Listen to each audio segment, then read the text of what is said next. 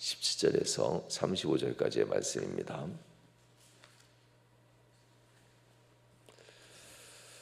함께 읽도록 하겠습니다. 야곱이 일어나 자식들과 아내들을 락타들에게 태우고 그 모은 바 모든 가축과 모든 소유물 곧 그가 밧단 아람에서 모은 가축을 이끌고 가나안 땅에 있는 그의 아버지 이삭에게로 가려갈세.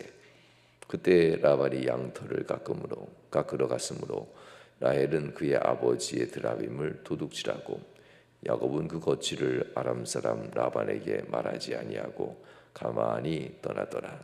그가 그의 모든 소유를 이끌고 강을 건너 길르앗산을 향하여 도망한 지 3일 만에 야곱이 도망한 것이 라반에게 들린지라. 라반이 그의 형제를 거느리고 7일 길을 쫓아가 길르앗산에서 그에게 이르렀더니 밤에 하나님이 아람 사람 라반에게 현몽하여 이르되 너는 삼가 야곱에게 선악간에 말하지 말라 하셨더라. 라반이 야곱을 뒤쫓아 이르렀으니 야곱이 그 산에 장막을 친지라. 라반이 그 형제와 더불어 길르앗산에 장막을 치고 라반이 야곱에게 이르되 네가 나를 속이고 내 딸을 칼로 사로잡힌 자같이 끌고 갔으니 어찌 이같이 하였으냐. 내가 즐거움과 노래와 북과 수금으로 너를 보내겠거늘 어찌하여 네가 나를 속이고 가만히 도망하고 내게 알리지 아니하였으며 내가 내 손자들과 딸들에게 입맞추지 못하게 하였으니 내 행위가 참으로 어리석도다. 너를 행할 만한 능력이 내 손에 있으나 너희 아버지 하나님이 어젯밤에 내게 말씀하시기를 너는 삼가 야곱에게 선악간에 말하지 말라 하셨느니라. 이제 내가 네 아버지 집을 사모하여 돌아가려는 것은 옳거니와 어찌 내 신을 도둑질하였느냐. 야곱이 라반에게 대답하여 이르되 내가 생각하기를 외삼촌의 딸들을 내게서 억지로 빼앗으리자 하여 두려워하였음이니이다. 외삼촌의 신을 누구에게서 찾든지 그는 살지 못할 것이요 우리 형제들 앞에서 무엇이든지 외삼촌의 것이 발견되거든 외삼촌에게로 가져가소서 하리. 야곱은 라헬이 그것을 도둑질한 줄을 알지 못함이었더라. 라반이 야곱의 장막에 들어가고 리아의 장막에 들어가고 두 여종의 장막에 들어갔으나 찾지 못하고 리아의 장막에서 나와 라헬의 장막에 들어가매 라헬이 그 드라빔을 가져 낙타 한 장 아래에 놓고 그 위에 앉은지라. 라반이 그 장막에서 찾다가 찾아내지 못하매 라헬이 그의 아버지에게 이르되 마침내 생리가 있어 일어나서 영접할 수 없사오니 내 주는 노하지 마소서 하니라. 라반이 그 드라빔을 두루 찾다가 찾아내지 못한지라. 아멘. 할렐루야. 오늘 말씀을 통해서 하나님의 은혜가 여러분 삶 가운데 또한 함께하기를 주의 이름으로 축원합니다. 오늘은 하나님 여호와 하나님과 우상에 대한 이야기가 오늘 보면 나옵니다. 이 야곱이 기억해낸 것은 아버지의 집이라고 하면서 아버지 곧 이삭이 있는 곳으로 간다라는 이 방향을 얘기합니다. 그래서 18절에 오면 가나안 땅에 있는 그의 아버지 이삭에게로 가려 한다라고 하는데요. 이삭에게 간다는 뜻은 하나님께서 내게 주신 은혜를 얘기합니다. 이삭과 아브라함은 하나님이 이끌고 나오신 하나님의 순종하는 믿음의 사람이라고 본다면은 이제 야곱이 순종하는 믿음의 사람이 되어서 가나안 땅으로 간다라는 이런 의미가 본문의 말씀입니다. 어쩌면 아버지 이삭과 어머니 리브가는 생각하기를 안정되면 부르겠다라고 했지만 여전히 안정되지 않고 있었던 것을 보게 됩니다. 그래서 리브가는 그 족 사랑하고 보고 싶은 야곱에게 돌아오라는 말 한마디 못하고 리브가도 참 힘들게 인생을 여정을 마무리하는 것을 보게 되죠. 이 모습을 보면서 참 삶이 뜻대로 되진 않는구나. 좋은 것 하려 하는데 왜 이렇게 힘들게만 일이 만들어질까? 뭐 이렇게 괴로운 일들이 참 많은 것 같습니다. 그렇지만 결국 우리가 생각하는 즐거움은 이 땅에서의 즐거움이 아니라 가나안이라고 표현했던 영적인 하나님의 집, 영적인 하나님의 집에서의 영생복락이라고 표현했던 그 즐거움이 진정한 즐거움이라고 볼 수 있습니다. 이 땅에서의 즐거움, 이 땅에서 행복에 대해서 과연 얼마만큼 보증될 수 있을까? 우리는 세상에 사는 동안 종종 좋은 관계를 생각하지만 이 좋은 관계에 있어서도 여유라는 것을 사람들은 생각합니다. 어느 정도 여유가 있어야 서로 좋은 관계도 맺고, 어느 정도 여유가 있어야 세상에서의 활동도 더욱더 힘있게 하는 것이 우리가 사는 이 세상의 모습이라는 것을 우리는 다시 한번 기억하면 돈의 위력이 참 강하긴 강한 것 같습니다. 세상에서는 이 돈의 위력에 대해서 하나님을 모른다면 이렇게 행동합니다. 오늘 본문에 등장하는 가신, 집안의 신이 있는데요, 드라빔이라고 합니다. 하란에는 이 드라빔 곧 가신을 만들어서 파는 사람이 여전히 있었던가 봅니다. 우리가 알고 있는 것처럼 이삭의 아버지 아브라함이 하란에서 했던 장사가 있었잖아요. 그의 아버지와 더불어서 또 했던 장사, 이 드라빔을 만들어서 팔았던 그런 장사를 했었습니다. 우상을 만들어 팔았던 이런 일들. 하란은 여전히 하나님에 대한 신앙을 가졌음에도 우상에 대한 것에 대한 신앙도 함께 갖는 곳, 이 하란입니다. 그래서 하나님께서는 하란을 떠나라, 온전히 하나님만 섬길 수 있는 곳, 이게 진창에서 아무리 옷을 깨끗하게 입어도요, 구두에 진흙이 묻게 되고, 그리고 바지가랑이에 다 묻게 되죠. 잘 모르지만 옷이 마르고 구두가 마르면요, 얼마나 지저분한지 그 지저분한 모습이 나중에 보이잖아요. 그러나 진창에 있으면요, 서로 다 젖고 있기 때문에 그냥 저 사람보다 내가 좀 깨끗하지 이렇게 생각하잖아요. 비를 맞을 때도 그렇고요. 우산을 쓰고 있어도 여전히 비가 오면요, 옷은 젖습니다. 그런데 우산 안 쓰는 사람 보면서 나는 비를 피했는데 저 사람은 비를 못 피했네 하지요. 그러나 비가 오지 않는 곳에 갔을 때는요, 자기의 모습이 얼마만큼 비에 젖었고 어떻게 모습이 흐트러졌는지 구별이 되잖아요. 이런 것 같습니다. 하란, 이곳에서는 다른 사람보다 다 내가 믿음을 잘 지키는 곳처럼 보이고 믿음을 잘 지키고 내가 하나님 경외하는 것처럼 보이지만, 가나안이라고 하는 하나님을 완전히 떠나 하나님을 거룩하게 섬기는 땅에 가서 내 모습을 보면요, 이렇게 얘기하면 어떨까요? 몰골. 겉으로는 잘 꾸미는데 들여다보면 보이지 않는 곳 여기저기에 세상의 얼룩이 참 많이 져 있다. 그러니 하나님이 보시기에는 하란이란 이 땅은 그 몰골이 참 안 좋다라고 보면 될 것 같아요. 겉으로는 신앙생활 잘하는 것처럼 보이지만 여전히 얼룩진 인생으로 살아가면서 그래도 세상 사람 가운데서 나는 하나님 믿습니다, 이렇게 얘기하는 곳이 하란입니다. 그래서 아브라함은 이삭에게 하란으로는 절대 내려가지 마라. 왜냐하면 아브라함은 그곳에서 경험했죠. 하란의 지방 밧다나임이라는 곳에서 이곳이 어떤 곳인지 알았고, 하란에 머물면서도 어떤 곳인지 알았어요. 그러니 가면은 믿음을 잘 지킨다고 노력하고 애쓴다 하더라도 몸이 얼룩이 지게 되고 인생이 상처 입는 곳이 가나안이란 하란이라는 것을 알았기 때문에 이삭을 절대 데려가지 말아라 했던 겁니다. 이삭은 그런데 하란을 산 적이 없었으니 그 정도까지는 아닐 거다라고 생각하고 보냈던 거잖아요. 야곱이 드디어 아버지보다 할아버지의 삶을 기억해냅니다. 이곳에서는 내가 살지 못하겠다라는 것, 이곳에서는 살면 안 되겠구나.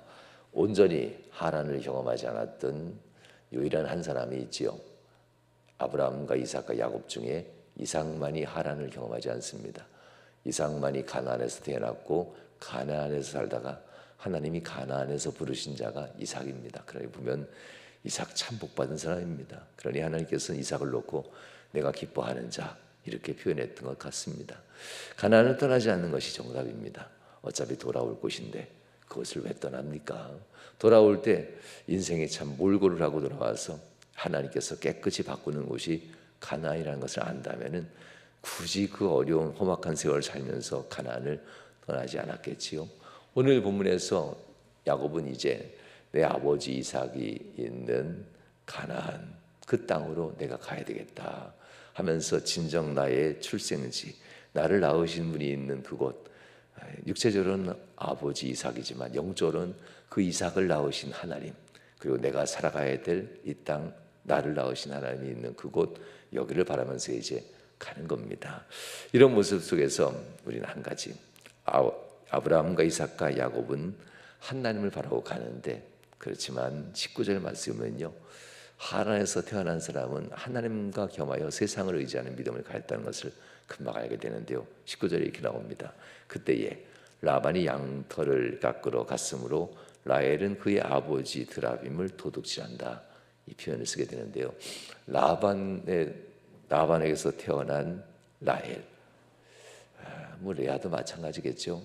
훔칠 수 있었으면 레아도 훔쳤을 겁니다. 그런데 어제 말씀드린 것처럼 라헬이 훨씬 더 유력한 자가 되었었기 때문에 라헬이 행동하는 것이지 레아가 행동하지 못합니다. 그래서 라헬이 아버지의 드라빔, 우상을 훔치게 되는데요, 도둑질하게 되는데 17절, 15절, 16절, 15절에 나왔던 우리 아버지가 우리의 것을 도둑질했다라고 표현하죠. 우리의 것을 먹어버리셨다라고도 표현했던 그건데요. 세상 사람들은 그런 것 같아요. 다른 사람이 나에게 피해를 주면 나도 피해를 줄 수 있다, 그럴 수 있다라고도 얘기하는가 봅니다. 그러나 그리스도인들은 이렇게 살면 안 되겠지요. 그의 아버지가 아무리 우리에게 피해를 줬어도 지금 가고 있는데 아버지가 생명처럼 여기는 이 드라빔을 도둑질한다는 것은 이거는 위험한 일이기도 합니다. 드라빔이 어떤 모습이냐면요, 사람 손바닥만한데요, 사람의 형상을 하고 있습니다. 사람의 형상을 하고 있는 우상입니다. 그래서 집안에서 항상 중요한 곳에 그 우상을 세워놓고요, 항상 그 앞에서 절을 합니다. 고개를 숙이고 절하고 기도하고, 이런 드라빔에 대한 모습들, 소유할 수 있을 만큼 작아서 드라빔은 어디든지 이동할 때 가지고 다닙니다. 아예 천막을 다 이동할 때면 드라빔을 품에 품고 라반이 가져가겠지요. 그렇지만 라반은 그의 아들들이 있는 양이 있는 곳에 양털을 깎으러 갔기에 그 집에 그대로 놔뒀던 것인데요. 라헬은 이걸 도둑질합니다. 드라빔은 그래서 어떤 의미냐면요, 집에서 가장 중요해서 라반의 재산을 상속받을 장자에게 재산과 더불어서 드라빔을 줍니다. 그래서 드라빔을 주면 동시에 너는 나의 상속자야라는 의미를 갖습니다. 이 중요한 드라빔을, 우상을 잃어버렸으니 라반이 보통 화가 난 것이 아니지요. 자, 그런데 이 드라빔을 찾아서 가는 과정인 것처럼 보이지만 오늘 본문에 보면 라반은 그를 쫓아가는 장면이 나옵니다. 도망간 것을 안 뒤에 라반은 그 야곱의 일행을 쫓아가게 되는데요.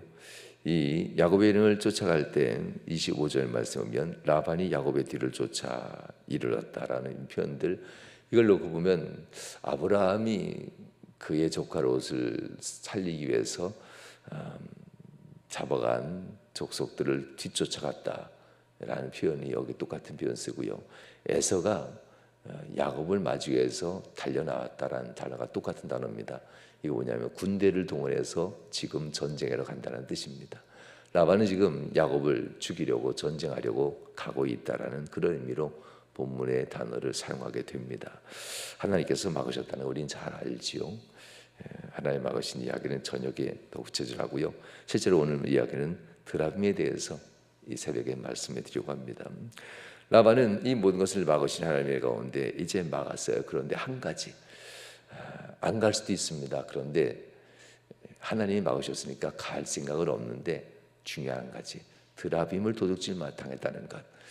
이 드라빔이 있는 자가 그것이 내가 상속자입니다 하면서 증표를 가져오면은 이 드라빔으로 인하여서 라반의 모든 재산은 그의 것이 됩니다. 이런 아주 중요한 상속의 징표가 되기 때문에, 그리고 집안을 돌보고 지키는 가신으로 라반이 평생 섬겼던 신이기 때문에 라반은 이 드라빔을 찾아간다라는 것을 보게 됩니다. 우린 이 우상에 대해서 엘리야에 대한 이야기를 기억해도 괜찮을 것 같습니다.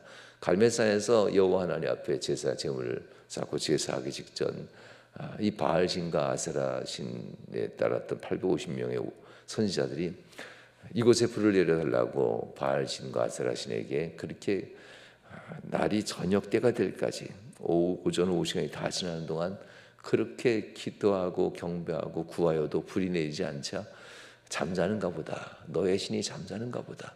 이렇게 표현하면서 엘리야가 그 우상들을 멸시하죠.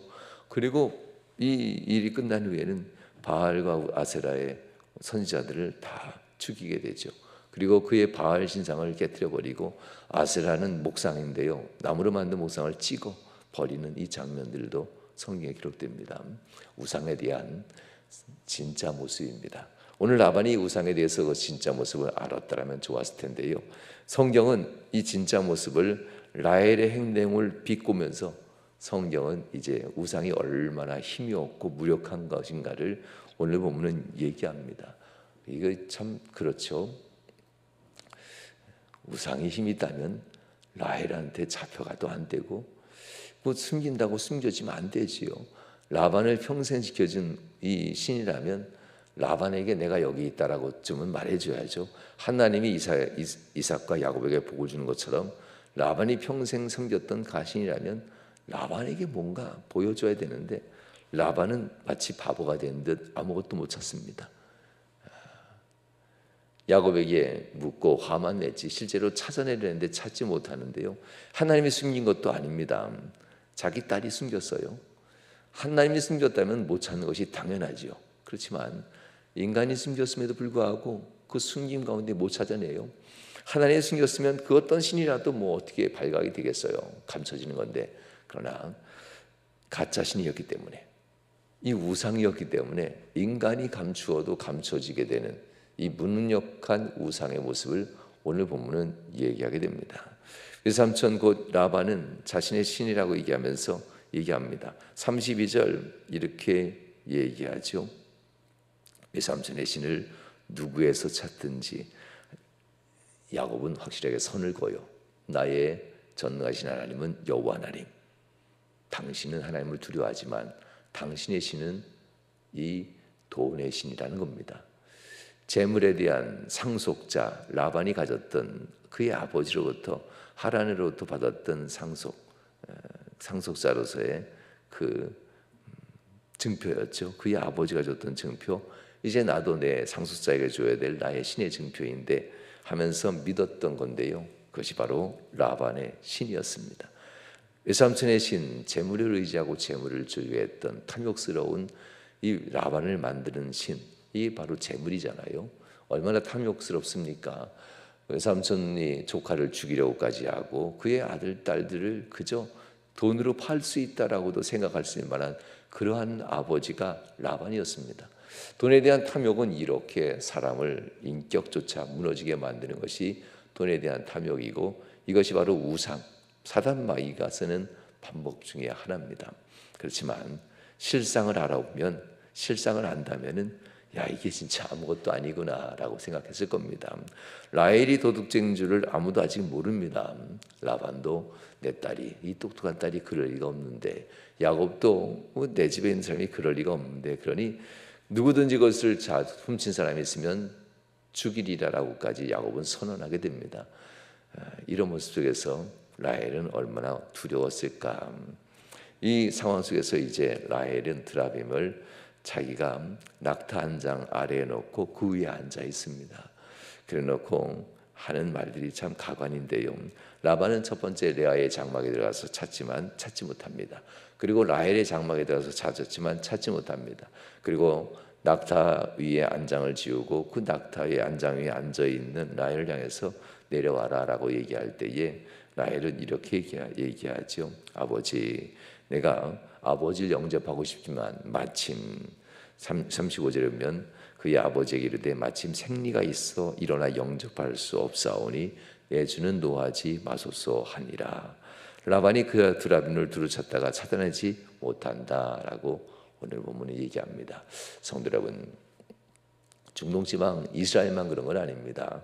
거의 비슷한 관습을 가지고 있는데요, 생리하는 여인은 거룩하지 못하다라고 해서 그 생리주기가 끝날 때까지는 누구도 타치하지 않는 이런 가정을 가지고 있습니다. 그래서 라헬은 내가 지금 생리가 시작됐습니다 하니까 그의 아버지가 라헬을 그대로 앉아있게 하는 장면이 본문의 말씀인데요, 여기서 한 가지 보는 것이 있어요. 불결하고 거룩하지 못한, 정결하지 못한 여인, 생리하는 여인이잖아요. 그 불결한 생리하는 여인 아래에 이 드라빔이 앉아져 있다는 겁니다. 뭐 깔고 앉았다는 의미잖아요. 가장 정결하고 거룩해야 될 신이라고 믿는 우상, 이 드라빔이 가장 더럽고 추한, 정결하지 못한 여인의 생리하는 자리에 깔고 앉아 있다는 이 모습을 보면서 성경은 이렇게 얘기하는 겁니다. 내가 안고 있는, 품고 있는 그것이 얼마나 추하고 도락한 것이, 더러운 것인지 내가 만약 알았더라면, 그 얘기를 하는 겁니다. 그러면서 기억하십시오. 오늘 본문에 18절 말씀 이렇게 나오죠. 17절 18절 야곱이 일어나 자식들과 아내들을 낙타에 태우고 그 모은 바 모든 가축과 모든 소유물 곧 그가 밧단 아람에서 모은 가축을 이끌고 가나안 땅에 간다라는 얘기가 나옵니다. 낙타 안장 밑에 깔고 갔던 드라빔이나 야곱이 이곳 밧단 아람이라는 표현되죠. 이곳에서 모았던 모든 재물이나 하나님 앞에서 올바른 정리가 되지 아니하면 똑같은 모습을 가게 될 겁니다. 덩치만 클 뿐이지 라반은 자그마한 드라빔을 찾고 있지만 야곱은 큰 드라빔입니다. 하나도 절대 잃어버릴 수 없어. 밧단 아람에서 얻었던 이것, 내 아내들, 내 아들, 딸들, 그리고 내가 모은 모든 우양들과 가축들, 나의 재물, 나는 절대 포기하지 않아. 하나님이 이끔에도 불구하고 그것을 마치 낙타의 안장 밑에 깔고 가듯 야곱은 똑같은 욕심을 가지고 지금 가고 있다라고 표현할 수 있습니다. 언제쯤 놓을 수 있을까요? 라반이 드라빔을 놓지 못하는 것처럼 야곱도 여전히 재물의 힘을 놓지 못하고 있는 모습을 오늘 본문은 보여주고 있습니다. 우리가 하나님을 섬기는 우리들이라면 우리의 인생에 하나님 앞에 영생의 복을 얻는 것처럼 우리가 가진 소유에 대해서도 변화가 일어나야 됩니다. 소유에 있어서도 하나님의 정결케 되는 은혜가 있어야만 합니다. 신앙은 세상 사람과 다르게 하나님 믿지만 소유는 세상 사람들과 똑같이 탐심을 가지고 소유를 바라본다면 우리도 똑같이 라반처럼 무너질 수 있습니다. 하나님 앞에서 라반아 거기 멈추어라 했던 하나님의 이 모습은 야곱을 죽이지 말라는 모습이기도 하지만 마지막입니다. 라반은 더 이상 등장하지 않습니다. 마지막, 네가 그렇게 따르고 신봉하는 재물을 향한 너의 마음을 멈추어라 라는 겁니다. 마지막으로 라반에게 하나님이 살 말씀을 주시고 라반과 이제 헤어지는 장면이 오늘 본문의 장면이기도 합니다. 우리 인생 살아갈 때 하나님의 은혜가 여러분을 항상 인도하되 여러분들의 육체뿐만 아니라 여러분에게 주었던 복에 대한 것까지도 거룩하고 정결하게 하나님의 인도함 받는 복된 성도를 될 수 있길 주님으로 축원합니다. 기도하시겠습니다. 좋으신 하나님 감사합니다. 모든 세상의 우상은 그 본질이 무능합니다. 라헬이 아버지 라반의 드라빔을 훔쳐서 그 낙타 한 장 아래에 부정한 그 피 흘림 아래에 깔라 뭉겨졌는데도 이 우상은 꼼짝 못하고 그곳에 머물러 있어야만 합니다. 이렇듯 무능하고 무능한 우상, 세상의 힘을 우리가 때로는 두려워하기도 하고 염려하기도 합니다. 전능하신 여호와님만 바라보면서 오직 하나님의 인도함 받는 믿음의 성도들 되게 하시고 우리의 삶의 모든 것이 다 정결케 되어 믿음으로 하나님 앞에 흔들리지 않는 가나안의 백성들 되도록 인도하여 주옵소서. 오늘도 하나님께서 복 주신 바라며 예수님 거룩한 이름으로 기도하옵나이다. 아멘. 이제는 아버지 하나님의 극진하신 사랑하심과 성자 예수 그리스도의 그것인 은혜와 성령 하나님께서 내주 교통 충만 역사하시는 은총이 살아난 모든 성도들 삶 속에 이후로부터 영원히 함께 하시길 축원하옵나이다. 아멘. 아멘. 말씀을